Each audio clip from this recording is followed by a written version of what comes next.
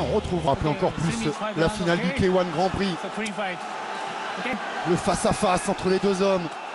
C'est pas les mêmes appuis, hein. Quand vous voyez les poteaux. Oh, attention, c'est lui qui est touché. Il a été complètement sonné, Rico Verhoeven. Et le voilà, le knockdown dans les deux premiers rounds. Et c'est pourtant Rico Verhoeven qui a déclenché le premier, qui a essayé de... Oh, encore la droite. Et puis placer le kick qui s'expose. Voilà, elle arrive juste au niveau du menton, cette très courte droite de Bader Hari, même presque à la gorge. Et heureusement que ça a manqué de précision, parce que si c'était vissé, et on connaît la faiblesse d'un combattant qui manque de ring, c'est-à-dire et le deuxième voyage au tapis. On vous rappelle qu'il ne peut aller que 4 fois au tapis en 5 rounds. Faute de quoi, l'arbitre sera obligé d'arrêter le combat.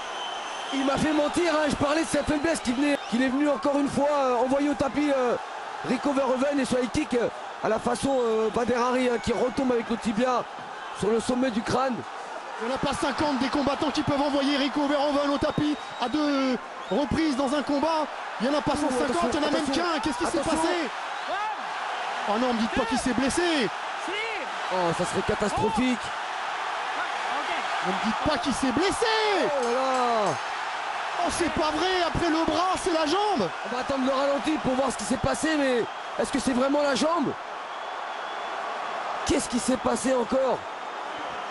Voilà ce qui pourrait nous amener vers encore une opposition entre ces deux hommes, et encore plus aujourd'hui qu'hier. Ah, apparemment, visiblement, c'est la jambe gauche au niveau de la cheville. Ah, il y a de quoi rager, bien sûr, il y a de quoi rager pour Bader Hari. Regardez la classe quand même de Rico Verhoeven. Hein. Ah ouais, mais là il peut que reconnaître, il a eu face à lui un très très bon Bader Hari qui a réussi à le mettre en difficulté avec le très bon travail en anglaise, la seconde reprise avec ce high kick. C'est peut-être ce high kick qui a causé cette blessure. Hein. Ouais, peut-être en reculant. Même en tapant au niveau du crâne. Oh, c'est vraiment on est déçu, bien sûr on est déçu. On est déçu parce qu'il avait sa victoire, il tenait le champion au bout de son poing et de son pied, Bader Hari, mais c'est aussi ça la boxe.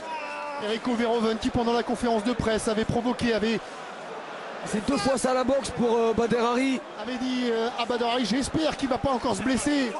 Mais c'était avant le combat, ça faisait partie de la promotion, ça faisait partie de ce qu'il faut faire pour vendre un combat. Ouais, vous avez raison. C'est peut-être ce pied qui vient heurter l'arrière du crâne. Partie quand même assez difficile, dur. Il tape avec la malléole un peu. Hein. Ouais. Il y a aussi ce coup de pied avec le talon. Plutôt là. Hein.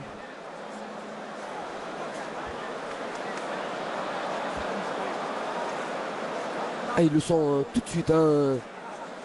Ouais, c'est peut-être ce coup de pied. Hein. Ça fait vibrer. On a vu vibrer le pied.